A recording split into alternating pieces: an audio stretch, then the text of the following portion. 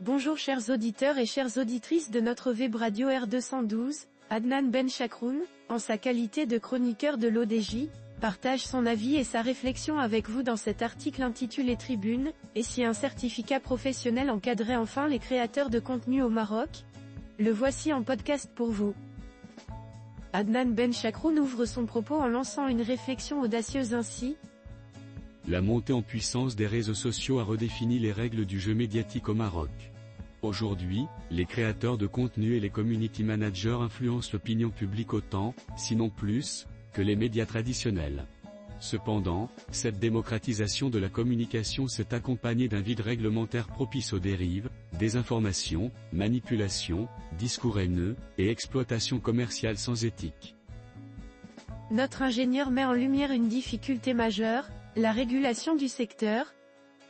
Face à cette situation, une régulation trop stricte menace la liberté d'expression, tandis que l'absence de cadre clair laisse prospérer le chaos.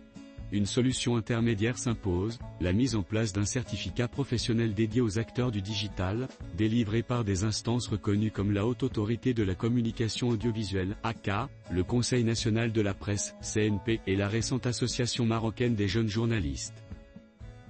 L'auteur approfondit son argumentation en soulignant les avantages d'un tel certificat de la manière suivante.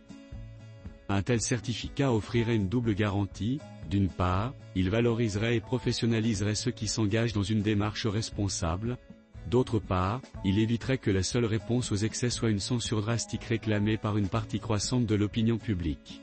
Cette certification reposerait sur des principes fondamentaux: transparence des sources d'information et des financements, respect de l'éthique journalistique et publicitaire, lutte contre la désinformation et la haine en ligne, et engagement envers une communication responsable.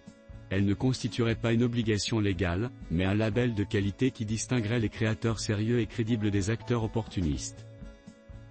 Il précise ensuite les principes fondamentaux sur lesquels reposerait cette certification en disant: l'impact d'une telle initiative serait multiple. D'abord, elle créerait un référentiel de bonnes pratiques, facilitant la collaboration entre créateurs, marques et institutions publiques. Ensuite, elle favoriserait une professionnalisation du secteur, en incitant les plateformes à privilégier les contenus issus de comptes certifiés.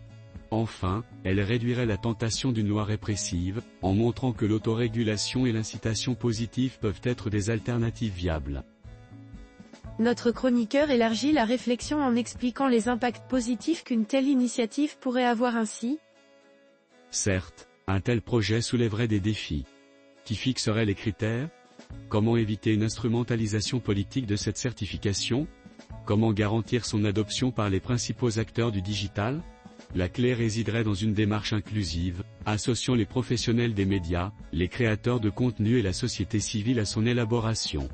L'objectif ne doit pas être de restreindre la parole, mais d'élever le niveau du débat public en encourageant la qualité et la responsabilité. L'auteur conclut son article en ces termes. Dans un contexte où la régulation des contenus numériques devient un enjeu mondial, le Maroc pourrait, avec cette certification, prendre une longueur d'avance en trouvant un équilibre entre liberté et responsabilité. Plutôt que d'attendre une nouvelle loi répressive, il est temps d'encourager une approche basée sur la reconnaissance des bonnes pratiques. Chers auditeurs de la web radio R212, merci d'avoir été à l'écoute de ce podcast et d'avoir partagé avec nous ce moment d'échange et de réflexion. Votre présence et votre fidélité sont notre plus belle récompense. On se retrouve très bientôt, si vous le voulez bien. Avec toute notre gratitude, l'équipe de R212.